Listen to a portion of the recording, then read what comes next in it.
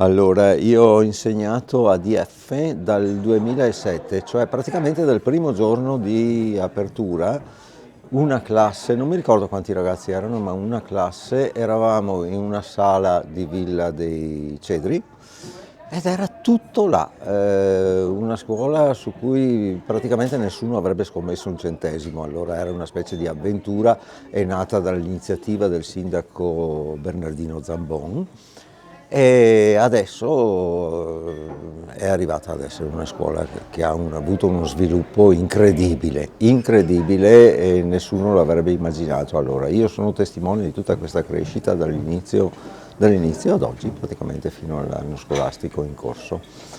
La sua carriera da docente è finita alla DF, ma è iniziata in tantissime altre scuole del territorio, ne ricordiamo qualcuna. Sì, non tantissime. Io ho insegnato alle scuole medie di Sernaglia della Battaglia e poi di Moriago, che d'altra parte era una sezione staccata di Sernaglia della Battaglia. Ho fatto molti anni a Moriago e poi nel 2000, sai che non ricordo l'anno, comunque ho fatto trasferimento all'ITIS qui cioè all'ISIS Verdi qui a Valdobbiadene e qua ho insegnato al turistico e soprattutto all'ITIS. Ecco, quella è stata un'esperienza per me bellissima, gli anni trascorsi con i ragazzi dell'ITIS, finché sono andato in pensione per la scuola statale e ho continuato a collaborare con DF.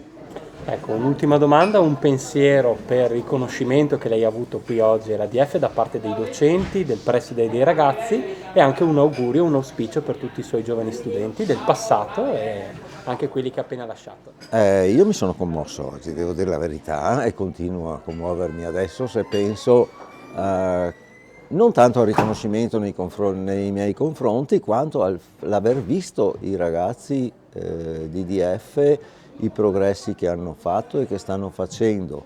Io so che tanti ragazzi che ho avuto per il passato adesso sono già inseriti nella vita, sono uomini e donne maturi e spero di essere riuscito con il mio insegnamento a contribuire in piccola parte alla loro maturazione e alla loro crescita. Consigliere Razzolini, oggi per lei è una giornata importante perché il suo professore, il professor Brunoro, ha ricevuto un premio qui alla DF Piero Bertone, una scuola di eccellenza per il valdobbiadenese e non solo. Ma assolutamente sì, l'esempio della DF comunque lo porto sempre in giro quando c'è da parlare di formazione e dell'abbinamento del mondo appunto della scuola con quello del lavoro. E oggi festeggiare il professor Bruno Brunoro è stata per me un'emozione anche per averlo un po' ringraziato a nome degli studenti, fa sicuramente tanto piacere. Brunoro è un professore che ho avuto per 5 anni, è l'indirizzo ITIS Meccanica di Valdobbiadene e è stato veramente un professore molto bravo. La passione era sicuramente il motore del suo insegnamento.